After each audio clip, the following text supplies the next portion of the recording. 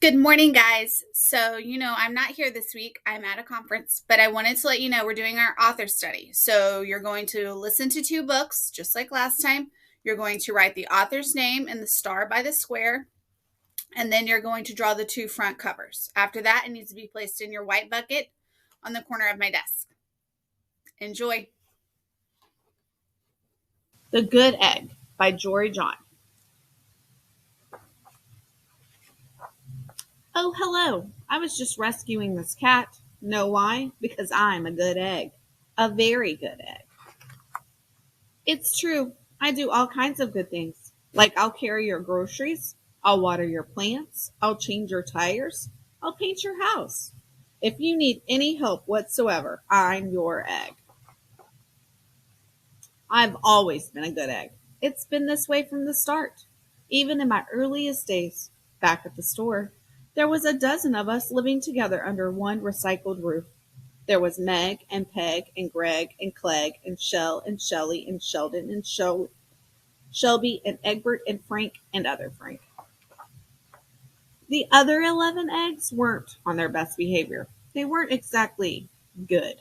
They ignored their bedtime. They only ate sugary cereals. They threw tantrums. They cried for no reason. They broke their stuff on purpose.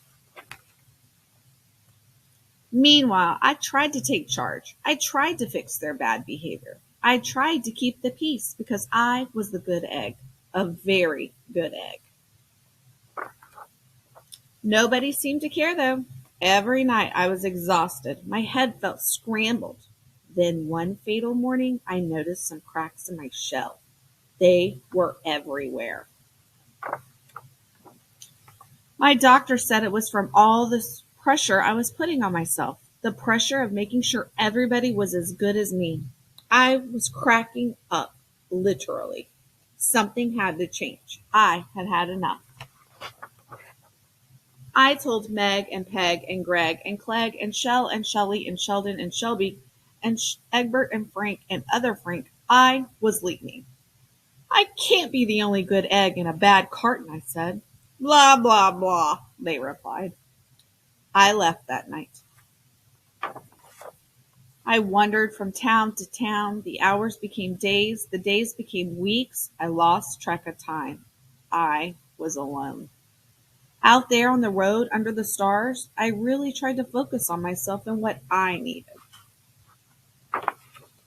I took walks. I read books. I floated in the river. I wrote in my journal. I found simple moments to be quiet. I breathed in. I breathed out. I even started painting. For once, I found time for me. And guess what? Little by little, the cracks in my shell started to heal. My head no longer felt scrambled. I started to feel like myself again. So I made a big decision. I'm returning to the old carton and my friends. Besides, I'm kind of lonely out here. This time I know what I need to do. I'll try not to worry so much. I'll be good to my fellow eggs while also being good to myself. Here we go. Everybody missed me, and I missed them too. Hello, Meg. Howdy, Peg. Hey, Greg. Greetings, Clegg. What's up, Shell? Aloha, Shelly. Hey-o, Sheldon.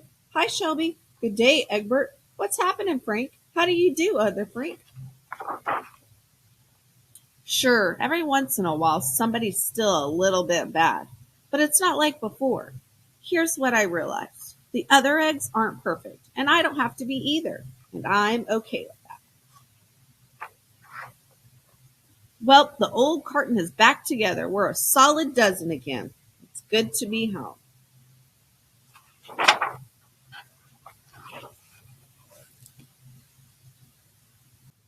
Giraffe Problems by Jory John.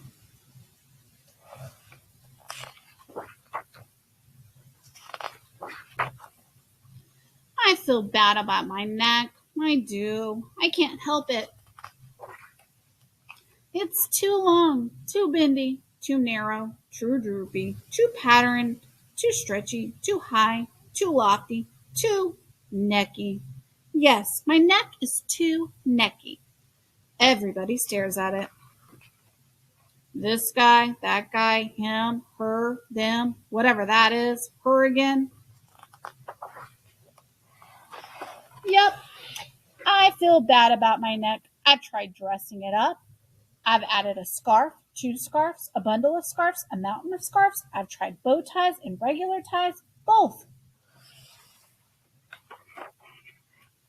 I've tried hiding it away. I used shrubs. I hung out in ditches. I stood behind trees. I've spent time in the river. Other animals have necks that just work. Take a gander at this zebra's neck. Stripes always look good. So classic. Quit staring at me. Our gaze upon this elephant's neck. Strong and powerful, yet graceful. Stop talking about me. Take a glimpse at this lion, whose neck is adorned by a glorious mane with flowing locks. What a sight! How inspiring! Why can't I have a neck like that? Are you always this loud? My mom always said I should be proud of my neck. She said other animals would love to have a neck like this. Yeah, right. No offense, Mom. But nobody wants this neck. It's a neck only a mother could love. It all makes me want to hide until the sun sets. Sheesh. Good evening.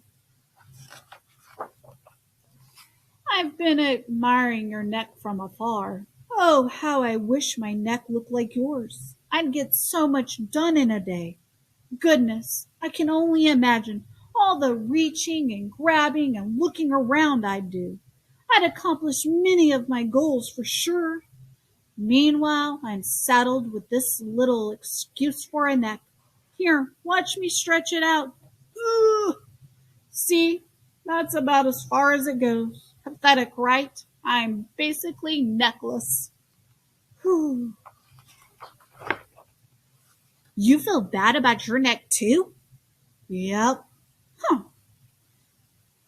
I'm Eddie. I'm Cyrus, by the way. I'm Eddie. It's lovely to meet you, Cyrus. Can I tell you something else, Edward? Of course, Cyrus. There's a hill in the distance which you can surely see from the great vantage. I've stood on that very hill for 7 straight days now, staring skyward, watching as a single piece of fruit, a lone banana, slowly changes from green to yellow, ripening. I've endured windy nights and unreasonably brisk mornings with a very little sleep, as I've waited and waited, hoping against hope that the fruit would drop before me so I could sample its sweetness and nourish myself in the process. Yet day after day I felt like such a fool as I stretched my neck towards those greedy branches, only to be limited by my physical shortcomings. You want a banana from a tree? That's what I said, yes. Pluck.